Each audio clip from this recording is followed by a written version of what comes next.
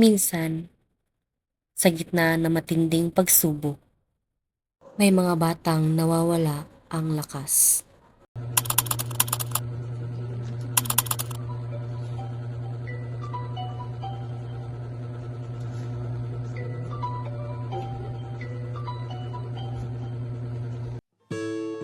Ito si Casey, isang babaeng punong-puno ng takot at alinlangan.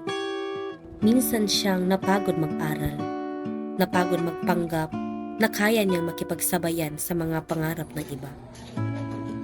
Anak, gumising ka na. Handa na yung almusal. Hawak ang mga takot at pagdududa. Gumising siya tuwing umaga nang may labis na pangarap na sana balang araw may magbago.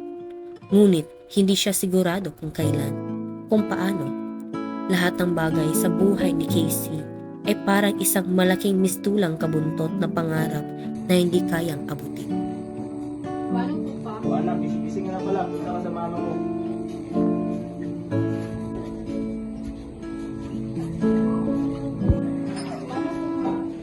Yan na, kumain ka na.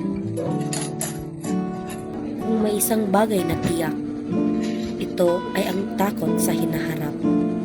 Takot na baka hindi siya magtagumpay. Takot na baka magpatuloy siyang mawala ng saysay sa mata ng iba. Takot na hindi makasabay. Takot na hindi matanggap. At higit sa lahat, takot na hindi sapat. Ang kanyang buhay ay isang serye ng mga pagsubok na parang walang katapusan. Ang kanyang puso ay puno ng pag-aalinlangan. Lahat ng ginagawa niya ay parang hindi sapat. Kahit pat nag-aaral siya ng mabuti. Kahit pat binubuhos niya ang lahat ng lakas niya. Palagi may isang maliit na tinig sa kanyang isipan na nagsasabing, wala ka talagang patutunguhan.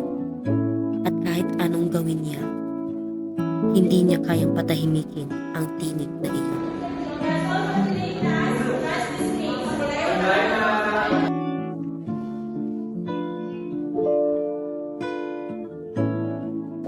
Sa kanyang mga mata, parang ang lahat ng tao ay may malinaw na landas na tinatahak. Samantalang siya, hindi alam kung paano magsimula. Hindi alam kung anong direksyon ang tatahakin. Hindi alam kung paano haharapin ang hinaharap. Hanggang sa isang araw,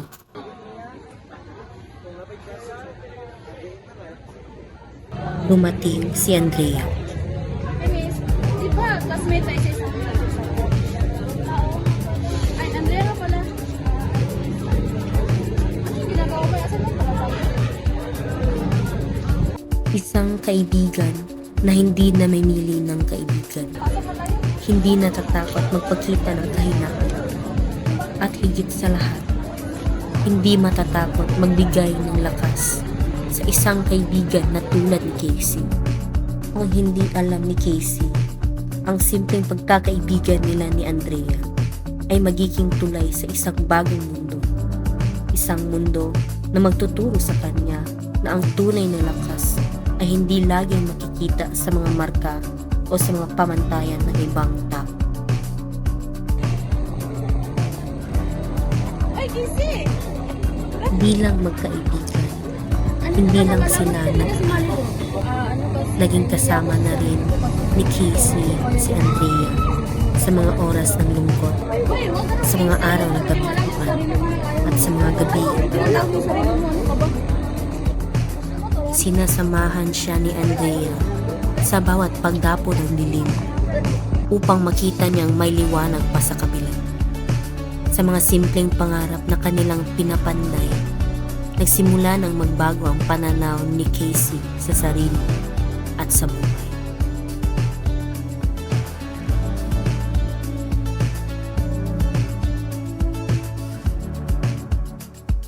Habang lumilipas ang mga buwan, mas nakikita na ni Casey ang kanyang sariling halaga.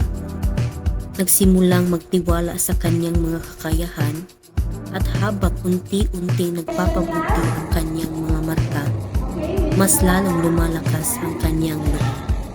Hindi na siya natatakot magkamali kasi alam niyang hindi iyon magtatapos sa kabiguan.